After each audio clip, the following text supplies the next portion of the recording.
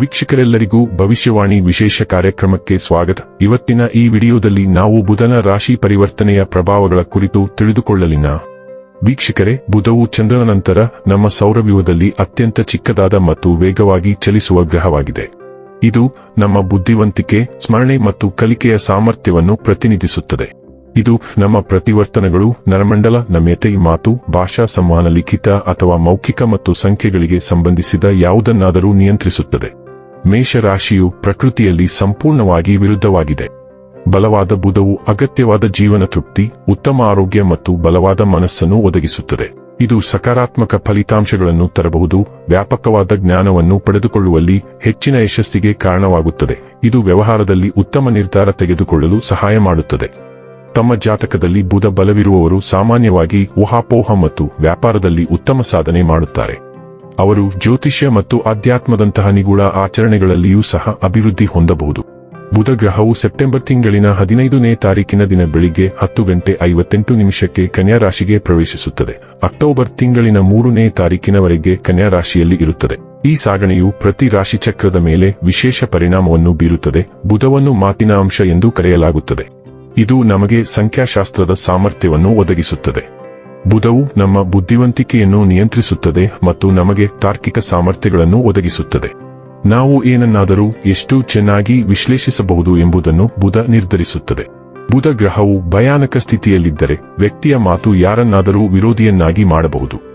ಮತ್ತೊಂದೆಡೆ ಬುಧವು ಉತ್ತಮ ಸ್ಥಾನದಲ್ಲಿದ್ದರೆ ಒಬ್ಬ ವ್ಯಕ್ತಿಯು ತನ್ನ ಸುಂದರವಾದ ಪದಗಳನ್ನು ಇತರರನ್ನು ತನ್ನದಾಗಿಸಿಕೊಳ್ಳಬಹುದು. ಇದು ಬುಧದ ವಿಶಿಷ್ಟ ಗುರುತು. ವೀಕ್ಷಕರೇ, ಬುಧನ ರಾಶಿ ಪರಿವರ್ತನೆಯು ಧನು ರಾಶಿಯ ಜಾತಕದವರ ಪಾಲಿಗೆ ಹೇಗೆ ಸಾಬೀತಾಗಲಿವೆ? ಯಾವೆಲ್ಲ ಪ್ರಭಾವಗಳು ಇಲ್ಲಿ ನಿಮಗೆ ಲಭಿಸಲಿವೆ ಮತ್ತು ಯಾವ ವಿಷಯವಾಗಿ ಇಲ್ಲಿ ನೀವು ಎಚ್ಚರಿಕೆ ವಹಿಸಬೇಕು ಅನ್ನೋದನ್ನ ನೋಡೋಣ. ಮಾಹಿತಿ ತಿಳಿದುಕೊಳ್ಳುವುದಕ್ಕೂ ಮುನ್ನ ನಮ್ಮ ವಿನಂತಿ ಎಂದರೆ, ನೀವಿನ್ನೂ ನಮ್ಮ ಚಾನೆಲ್ ಸಬ್ಸ್ಕ್ರೈಬ್ ಮಾಡಿಲ್ಲವೆಂದರೆ ದಯವಿಟ್ಟು ಈಗಲೇ ನಮ್ಮ ಚಾನೆಲ್ ಸಬ್ಸ್ಕ್ರೈಬ್ ಮಾಡಿ. ಜೊತೆಗೆ ನಿರಂತರ ವಿಡಿಯೋ ಅಪ್ಡೇಟ್ಸ್ಗಳಿಗಾಗಿ ಪಕ್ಕದ ಬೆಲ್ ಐಕಾನ್ ಕ್ಲಿಕ್ ಮಾಡಿ. ವೀಕ್ಷಕರೇ, ಧನು ರಾಶಿಚಕ್ರದ ಜನರಿಗೆ ಬುಧ ಸಂಚಾರವು ಅತ್ಯುತ್ತಮವಾಗಿರುತ್ತದೆ. ನೀವು ವ್ಯವಹಾರದಲ್ಲಿ ಲಾಭವನ್ನು ಗಳಿಸುವಿರಿ ಮತ್ತು ಕೆಲಸದ ಪರಿಸ್ಥಿತಿಗಳು ಉತ್ತಮವಾಗಿ ಉಳಿಯುತ್ತವೆ. ಕುಟುಂಬದಲ್ಲಿ ತಂದೆಯೊಂದಿಗಿನ ಸಂಬಂಧಗಳು ಬಲವಾಗಿರುತ್ತವೆ ಮತ್ತು ನಿಮಗೆ ತಂದೆಯ ಸಂಪೂರ್ಣ ಬೆಂಬಲ ಸಿಗುತ್ತದೆ.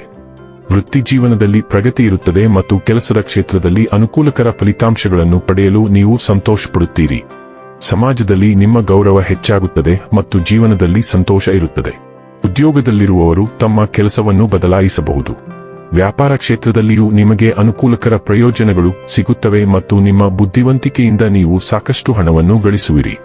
ಧನು ರಾಶಿಯ ಸ್ಥಳೀಯರಿಗೆ ಬುಧನು 7ನೇ ಮತ್ತು 10ನೇ ಮನೆಯ ಅಧಿಪತಿಯಾಗಿದ್ದು 10ನೇ ಮನೆಯಲ್ಲಿ ಸಾಗುತ್ತಾನೆ. ನೀವು ಉದ್ಯೋಗಗಳಲ್ಲಿ ಉತ್ತಮ ಹೆಸರು ಗಳಿಸುವತ್ತ ಗಮನ ಹರಿಸಬಹುದು. ಇದಲ್ಲದೆ ನೀವು ಕೆಲಸದಲ್ಲಿ ಖ್ಯಾತಿಯನ್ನು ಗಳಿಸುವಲ್ಲಿ ಅಭಿವೃದ್ಧಿ ಹೊಂದಬಹುದು.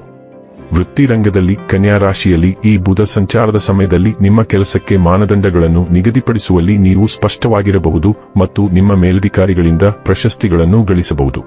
ವ್ಯವಹಾರ ರಂಗದಲ್ಲಿ ನೀವು ಬಲವಾದ ನಾಯಕರಾಗಿ ಹೊರಹೊಮ್ಮುತ್ತೀರಿ ಮತ್ತು ವ್ಯವಹಾರದಲ್ಲಿ ನೀವು ಎದುರಿಸಬಹುದಾದ ಹೆಚ್ಚುತ್ತಿರುವ ಸವಾಲುಗಳನ್ನು ನಿಭಾಯಿಸುವ ಸಾಮರ್ಥ್ಯವನ್ನು ಹೊಂದಿರುತ್ತೀರಿ. ಹಣದ ರಂಗದಲ್ಲಿ ಹಣದ ಲಾಭವನ್ನು ಹೆಚ್ಚಿಸುವ ಮತ್ತು ಅದರಿಂದ ತೃಪ್ತಿಯನ್ನು ಗಳಿಸುವ ನಿಮ್ಮ ಸಾಮರ್ಥ್ಯವು ಸಕಾರಾತ್ಮಕ ಬದಿಯಲ್ಲಿರಬಹುದು. ವೈಯಕ್ತಿಕ ರಂಗದಲ್ಲಿ ನಿಮ್ಮ ತಿಳುವಳಿಕೆಯ ಮಟ್ಟವು ರೋಮಾಂಚಕವಾಗಿರಬಹುದು. ಆದ್ದರಿಂದ ಈ ಸಮಯದಲ್ಲಿ ನಿಮ್ಮ ಜೀವನ ಸಂಗಾತಿಯೊಂದಿಗೆ ಉತ್ತಮ ಭಾವನೆಗಳನ್ನು ಹಂಚಿಕೊಳ್ಳಲು ನೀವು ಸಂತೋಷಪಡುತ್ತೀರಿ. ಆರೋಗ್ಯ ರಂಗದಲ್ಲಿ ನೀವು ಏರಿಕೆಯತ್ತ ಸಾಗುತ್ತೀರಿ ಮತ್ತು ನಿಮ್ಮ ದೃಢನಿಶ್ಚಯ ಮತ್ತು ಧೈರ್ಯದಿಂದಾಗಿ ಬಲವಾದ ಆರೋಗ್ಯವನ್ನು ಪಡೆಯುತ್ತೀರಿ.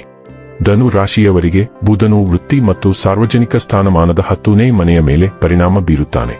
ಉತ್ತರ ಫಲ್ಗುಣಿ ವೃತ್ತಿ ಜೀವನದ ಗುರಿಗಳಿಗೆ ಸ್ಪಷ್ಟತೆಯನ್ನು ತರುತ್ತಾನೆ. ಹಸ್ತ ವೃತ್ತಿಪರ ಕಾರ್ಯಗಳಲ್ಲಿ ವಿವರಗಳಿಗೆ ಗಮನ ಹರಿಸುತ್ತಾನೆ. ಚಿತ್ರ ನಿಮ್ಮ ವೃತ್ತಿ ವಿಧಾನಕ್ಕೆ ಸೃಜನಶೀಲತೆಯನ್ನು ಸೇರಿಸುತ್ತಾಳೆ. ಇನ್ನು ಕೊನೆಯದಾಗಿ ಈ ದಿನ ಮಾಡಿಕೊಳ್ಳಬೇಕಾದ ಉಪಾಯಗಳ ಕುರಿತು ನೋಡುವುದಾದರೆ, ಓಂ ಗುರುವೇ ನಮಃ ಎಂದು ಪ್ರತಿದಿನ 11 ಬಾರಿ ಜಪಿಸಿ. ವೀಕ್ಷಕರೇ, ಇದಾಗಿತ್ತು ಧನು ರಾಶಿಯ ಜಾತಕದವರ ಬುಧನ ರಾಶಿ ಪರಿವರ್ತನೆಯ ಫಲದ ಮಾಹಿತಿ ಇಷ್ಟವಾದರೆ ವಿಡಿಯೋವನ್ನು ಲೈಕ್ ಮತ್ತು ಶೇರ್ ಮಾಡಿ. ಹಾಗೆ ಚಾನೆಲ್ ಸಬ್ಸ್ಕ್ರೈಬ್ ಮಾಡುವುದರ ಜೊತೆಗೆ ನಿರಂತರ ವಿಡಿಯೋ ಅಪ್ಡೇಟ್ಸ್ಗಳಿಗಾಗಿ ಪಕ್ಕದ ಬೆಲ್ ಐಕಾನ್ ಕ್ಲಿಕ್ ಮಾಡಿ.